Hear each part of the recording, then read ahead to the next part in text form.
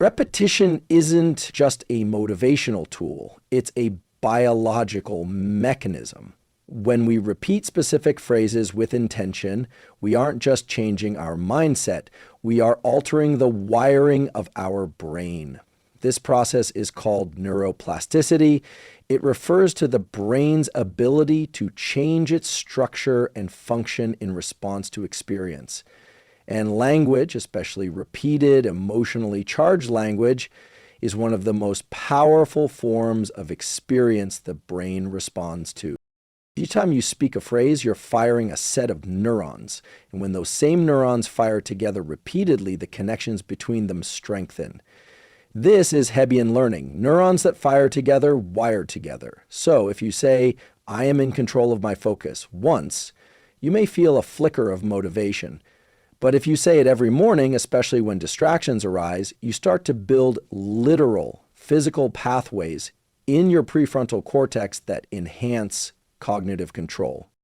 The brain doesn't distinguish between real and imagined experience at the level of neural activity. This is why visualizing an action or speaking a statement with emotional intensity can recruit many of the same circuits as actually performing the action. When we speak empowering phrases aloud, phrases that align with the traits we want to develop, we begin to create scaffolding in the brain that supports those traits. Repetition creates familiarity, and the brain favors what's familiar. From a neurochemical standpoint, familiar patterns cost less energy to process. That's why habits form. The basal ganglia, deep structures involved in habit formation, become more efficient as behavior becomes repeated and automatic. The same thing happens with language. If your repeated self-talk is negative, "I'm not good at this, I always fail," those are the neural grooves you reinforce. But the reverse is also true. Repeated, intentional phrases like "progress over perfection" or "discomfort is a signal of growth" rewire those patterns. And this isn't just structural, it's chemical. Each time you say something that aligns with growth, identity, or goal-oriented behavior, you're often triggering a small release of dopamine. That's the neurotransmitter involved in motivation, reinforcement, and learning. The more consistent the verbal cue, the more predictable the dopamine response becomes. That predictability creates what's called dopaminergic tone, a steady sense of drive and engagement. Repetition also improves timing. The more often a pathway is activated, the faster the signal travels. Myelination, the process of insulating neurons, improves with use. This leads to quicker, more efficient signaling in the circuits tied to focus, discipline, and resilience. What begins as a slow, effortful affirmation becomes an automatic neural shortcut for action. So when we talk about rewiring the brain through spoken language, we are not being metaphorical, we are being neurobiologically accurate. The circuits you strengthen become the default pathways your brain uses. The phrases you repeat with emotional intention become the voice of your future self, carved into your neural architecture. When we speak with focus and intention, we are not just expressing thoughts, we are shaping our neural activity in very specific ways. Focused phrases, especially those repeated with purpose, act like internal commands. They signal to the brain what matters, what to pay attention to, and what to deprioritize. In doing so, they activate key brain regions responsible for clarity, discipline, and emotional regulation. Let's start with clarity. When you say a phrase like, "I am in control of my focus," you engage the prefrontal cortex, specifically the dorsolateral prefrontal region. This area of the brain governs executive functions, things like working memory, decision-making, and attention regulation. Focused language, especially phrased in the first person, acts like a targeting system. It tells the brain, this is where we're going, this is what to prioritize. And once the brain locks in, distractions become easier to filter out. The act of saying these phrases aloud matters. Verbal articulation activates Broca's area and other regions involved in language production. When we speak, we are feeding our brain a real-time loop of sensory input. auditory, emotional, and cognitive. That multi-sensory integration strengthens the encoding of the phrase and makes it more likely to impact downstream brain systems. Now let's talk discipline. Discipline is not willpower in the moment. It's a trained pattern of neural firing. When we say something like, I choose discipline over default, we are reinforcing the circuitry that governs impulse control and delayed gratification. Again, this lives largely in the prefrontal cortex, but is closely linked with subcortical regions like the basal ganglia and striatum. These areas store and automate patterns. When you repeat discipline-focused language, especially in moments of friction, you're not just pushing through, you're training your brain to make that pattern more accessible the next time. Focused phrases also downregulate emotional reactivity. A phrase like discomfort is a signal of growth reduces the threat response generated in the amygdala. The amygdala is responsible for detecting danger, physical or psychological, but language can talk the amygdala down. Reframing discomfort as growth rather than danger changes the meaning of stress. And meaning drives response. In turn, the prefrontal cortex is better able to stay online, which keeps you thinking clearly rather than reacting emotionally. In neuroscience, we talk a lot about top-down versus bottom-up control. Bottom-up is what happens when emotion overrides logic. Top-down is when deliberate thought calms the system. Focus phrases are a top-down intervention. They allow the cortex, the thinking part of the brain, to regulate the limbic system, the emotional brain. The key here is precision. Vague language creates vague outcomes, but focused, intentional phrases act as high-resolution instructions for your nervous system. They tell the brain what to activate, what to suppress, and what to expect. Over time, the consistent use of these phrases tunes your brain to operate in a way that favors clarity, intentionality, and resilience. The words you choose matter, and when they are focused, they shape the very architecture of how you perceive, respond, and perform. One of the most powerful tools we have to regulate the brain's stress response is perspective. And this isn't just psychological, it's deeply biological. When we shift the way we interpret discomfort, we alter the very circuits that govern threat detection, emotional reactivity, and behavioral readiness. The brain is constantly asking one core question: is this safe or is this dangerous? That interpretation, whether conscious or not, determines whether we move forward or retreat. Now, discomfort is often misread by the brain as danger. This is evolutionary wiring. The amygdala, the brain's threat detection center, was designed to keep us alive, not to keep us comfortable. It doesn't differentiate between the discomfort of physical exhaustion during a hard workout and a genuine survival threat. It just signals, this feels bad, stop.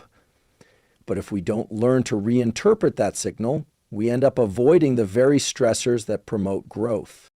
This is where cognitive reframing becomes a neural intervention. When you say something like, discomfort is a signal of growth, and actually believe it, or at least practice saying it until belief starts to take hold, you begin to dampen the amygdala's threat response. You're telling the brain, this is uncomfortable, yes, but it's not dangerous. In fact, it's productive. That reappraisal recruits activity in the medial prefrontal cortex, which has direct inhibitory projections to the amygdala, meaning the thinking brain calms the reactive brain. You're literally rewiring the association between challenge and threat. Instead of triggering a full stress cascade, elevated cortisol, narrowed focus, shallow breathing, you build a new response. Elevated attention, enhanced focus, but reduced panic. You keep the physiological activation that helps you rise to a challenge without the mental collapse that often accompanies stress. This shift doesn't eliminate discomfort, but it changes your relationship to it. And that matters because what the brain interprets as controllable or meaningful does not trigger the same fight or flight response. Stress with purpose becomes a training ground. And the more you expose yourself to that kind of stress while reframing it in real time, the more resilient and adaptable your brain becomes. Neuroscience calls this top-down modulation of emotional salience. In plain terms, you're teaching your brain what to care about and how to categorize experience.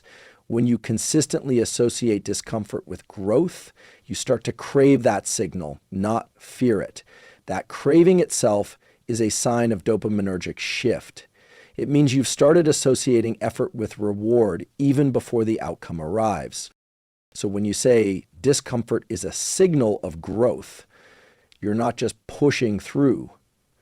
You're training a more sophisticated brain, one that doesn't flinch at pressure, one that recognizes challenge not as a threat to escape, but as an opportunity to evolve. That's not motivation. That's neuroplasticity in motion. You've taken the same input, discomfort, and changed its meaning. And in the brain, meaning is everything. One of the most underrated tools for building sustained motivation is connecting behavior to outcome, consciously, consistently, and biologically. The human brain is designed to be outcome-driven. We are wired to seek patterns, to understand causality. When we link our daily actions to meaningful results, we activate a core motivational system that doesn't just get us moving, it keeps us moving. At the neural level, this system is built around the mesolimbic dopamine pathway. When you perform an action and perceive, even subtly, that it's moving you toward a goal, dopamine is released. This isn't just a feel-good chemical, it's a neuromodulator that enhances learning, focus, and energy. It marks the behavior as important and worth repeating. So when you say, my actions shape my future, and pair that statement with intentional behaviors, you're not just offering yourself a nice idea, you're triggering a real biochemical response that fuels forward momentum. This matters deeply for motivation. Most people misunderstand motivation as a prerequisite. In reality, it's an outcome of action. The brain doesn't wait to feel inspired before it acts. It acts and then rewards that action with neurochemical reinforcement. That's why behavior-first frameworks outperform thought-first ones. When you move, speak, or structure your environment in a way that supports your goals, you give the brain a clear signal. This matters. Dopamine follows. And once dopamine is in play, you're far more likely to repeat the behavior again. Linking behavior to outcome also builds what we call personal agency. The belief that you are the one generating your results, not waiting for them to happen. Agency is a cognitive process, but it's anchored in biology.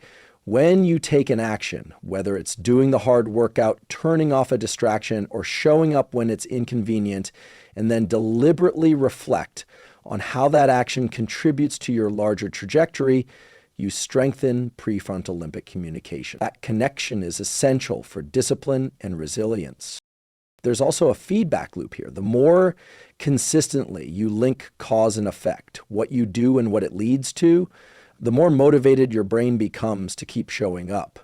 Over time, even the smallest efforts start to feel meaningful because you've conditioned your nervous system to see effort as a path, not a punishment. That shift changes everything. Language plays a critical role in this loop. When you say, my actions shape my future, you're reinforcing the belief that you are not passive in your own story. And belief, when repeated with behavior, becomes identity. This is how people go from uncertain and reactive to focused and intentional, not by magic, but by reinforcing the right patterns day after day. So if you want to be more motivated, don't wait for the feeling. Start linking what you do to where you're going. Speak it. Act it. And watch as your brain begins to work with you, not against you. Precision in language isn't just a communication skill, it's a form of neural training. The brain is constantly processing input, filtering noise, and updating its models of the world. The more specific and intentional your language, the more clarity you provide your brain about what matters, what to prioritize, and how to respond. In this way, verbal precision becomes a tool for reinforcing cognitive control and regulating emotional states. Let's start with the mechanics. When you speak clearly, when you choose your words with accuracy and purpose, you engage the prefrontal cortex, particularly regions involved in executive function and working memory. This area of the brain is responsible for organizing thoughts, filtering distractions, and making complex decisions. Precision in language strengthens those functions. It trains the brain to operate with structure rather than reactivity. But this isn't just about what's happening in the cortex. Emotional regulation is deeply influenced by how we label our internal experiences. When you're feeling anxious, for example, and you say, "I'm overwhelmed," that's a vague and global statement. It doesn't help the brain localize the issue. But if instead you say, "I feel pressure because I'm facing uncertainty in a situation I care about," you are doing something profoundly important. You are activating the left hemisphere's language centers, like Broca's area, and linking them with limbic structures like the amygdala and insula. This connection allows emotional energy to be named, processed, and reduced. It's called affect labeling, and it's one of the brain's built-in mechanisms for calming itself. In other words, precise language gives your emotional brain something it can work with. Vague self-talk tends to escalate emotional reactivity, while accurate, measured phrasing helps contain it. It reduces cognitive load and gives the brain a pathway forward. This is also true when it comes to performance and focus. Let's say you're preparing for a challenging task. If you tell yourself, "I need to do well," that's ambiguous. The brain doesn't know what that means. But if you say, "I need to maintain focus for the next 45 minutes on this single objective," you are giving your neural circuits a clear instruction. That clarity reduces mental friction and conserves attentional resources. The more precise the command, the less bandwidth is wasted on decision fatigue or emotional ambiguity. Over time, the habit of speaking with precision creates structural and functional changes in the brain. You strengthen top-down control from the cortex to subcortical systems. You also build identity. The more consistently you speak with clarity, the more you train yourself to think with clarity and eventually to act with precision. So, when you say, "I speak with clarity and intention," you're not just stating a preference. You're directing your nervous system. You're creating a mental environment where confusion has less room to grow and where emotion doesn't hijack performance. Language becomes your tool for alignment between what you think, what you feel, and how you move through the world. Language doesn't just express what we value, it shapes what we protect. And in a world of constant input, one of the most important things we can learn to defend is our cognitive energy and attention. The words we use around these concepts, how we talk about our time, our focus, our mental bandwidth, directly influence how the brain allocates its resources. Protective language is not about being rigid, it's about reinforcing boundaries that allow peak cognitive performance to emerge. The brain is an energy-intensive organ. It represents only about 2% of body mass, yet it consumes roughly 20% of the body's energy at rest, and significantly more during periods of deep focus, decision-making, or emotional processing. When we overextend our attention or allow it to be constantly hijacked by low-value inputs, we deplete neurochemical reserves, especially in the prefrontal cortex. That leads to decision fatigue, reduced working memory, and lower emotional regulation. Now here's where language becomes essential. When you say something like, "My focus is valuable and limited," or "I guard my energy for what matters," you're not just making a statement, you're training your brain to prioritize selective engagement. This type of language recruits networks involved in self-awareness, such as the anterior cingulate cortex, and activates frontal regions tied to inhibition and resource conservation. You're creating a cognitive frame that tells your nervous system only what matters gets through. This matters biologically. Attention is governed by competing networks, bottom-up systems that respond reflexively to external stimuli, and top-down systems that direct focus intentionally. Protective language supports top-down control. It acts as an internal filter, reducing the likelihood that irrelevant inputs will grab your attention. Over time, this builds resilience in the dorsal attention network, the system responsible for sustained, goal-directed focus. Protective language also regulates the autonomic nervous system. When you create clear verbal boundaries, I don't check notifications during deep work, or I protect mornings for high-impact thinking. You reduce anticipatory anxiety and decision clutter. You give the body a rhythm, a predictable structure that stabilizes the stress response. And predictability, from a neurobiological standpoint, supports lower baseline cortisol and enhanced performance under pressure. There's also a motivational benefit. When you consistently speak in terms of energy stewardship, when you remind yourself that attention is a currency, not an unlimited resource, you reinforce a sense of agency. That agency fuels dopamine release, especially when paired with follow-through behavior. It becomes easier to say no to distractions, not because of brute willpower, but because you've built a value structure around your attention.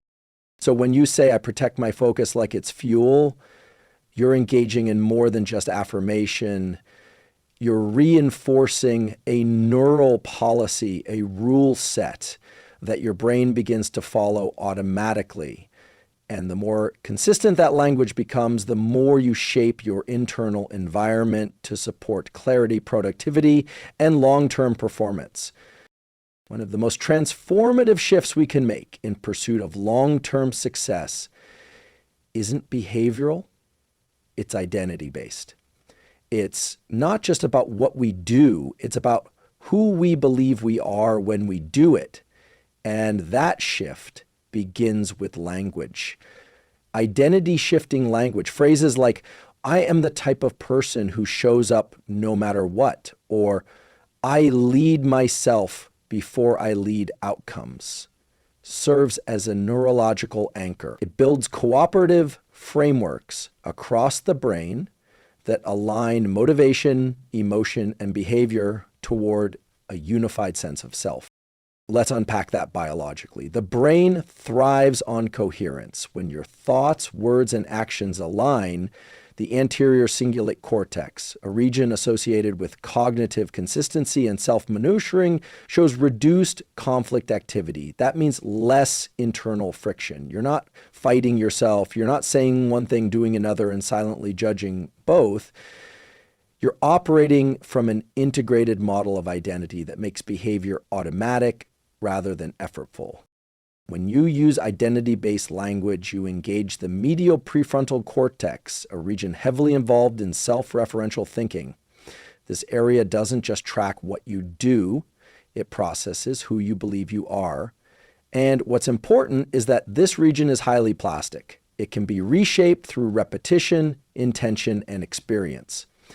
So when you say something like, I am disciplined, and then act accordingly, even in small ways, you're reinforcing a self-signature that the brain begins to default to.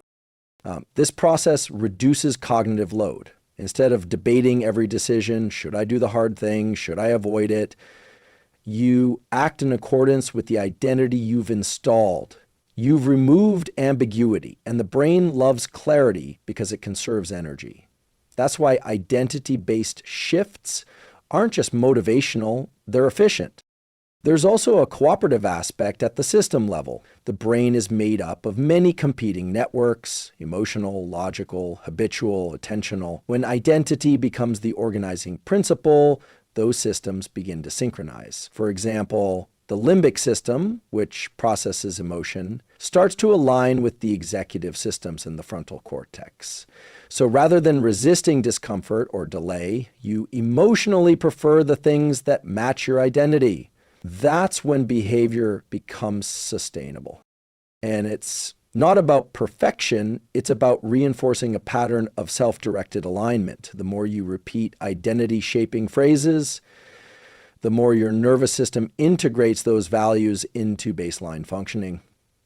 Dopamine pathways light up, not just in response to outcomes, but in response to actions that match your self-concept.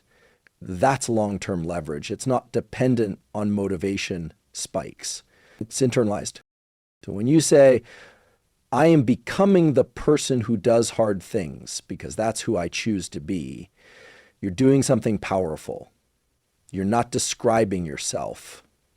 You're instructing your nervous system. And over time, that instruction becomes infrastructure